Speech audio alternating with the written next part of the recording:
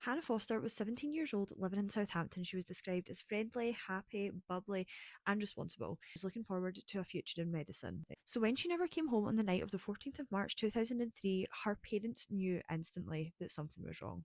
Earlier that night, Hannah had been out with one of her friends. It wasn't a wild night whatsoever. They were out for a couple of drinks and her friend got the bus home at around 10:50 p.m. Hannah just decided to walk home as it was less than a mile walk that she'd done so many times before. The next morning, when her parents tried to message her and they didn't get any response, they decided to report her missing straight away, and the police got started on looking at all the CCTV. CCTV showed Hannah walking home alone, completely calm, completely normal, and alive, and then there was nothing. There was no footage of her entering a house, no witnesses seen her get into a car, and no explanation as to where she went. For 2 whole days, our family was stuck in limbo, stuck somewhere between hope and fear. And sadly, on the 16th of March, all of that hope was gone.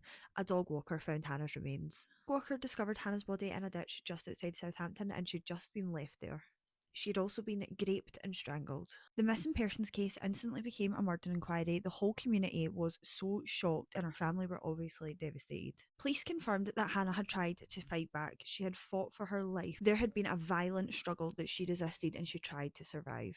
Her phone and her handbag were missing, but after they managed to track the phone, they found them dumped near a recycling centre, which was just an obvious attempt to get rid of evidence. As detectives searched for answers, one thing became very clear. On the night that she went missing, she tried to make a 999 call. That was a call that she never got to finish. Because Hannah wasn't able to speak on the phone, the 999 call was diverted to silent services. I tried to get help, but nobody realised in time. With very little to go on, the police went back to the CCTV footage to see if they could see anything in the surrounding areas connected to Hannah. That is when they noticed a food delivery van parked nearby. The driver of that van was soon identified as Maninder Pal Singh Kohli, a 41-year-old sandwich delivery driver. He worked night shift. I am just going to be referring to him as Kohli for the rest of this video just to make it a bit easier to understand. When police went to arrest Kohli, they made a chilling discovery, and that was that Kohli had fled the UK and he had travelled to India. Suddenly, the investigation became international and the nightmare for Hannah's family just got intensified times 10. Now, this went on for 4 whole years. Kohli was hiding out in India and avoiding extradition. Her parents refused to let the case fade away, and they fought for years involving the media and campaigning to get justice for Hannah. In 2007, Kohli was finally extradited back to the UK.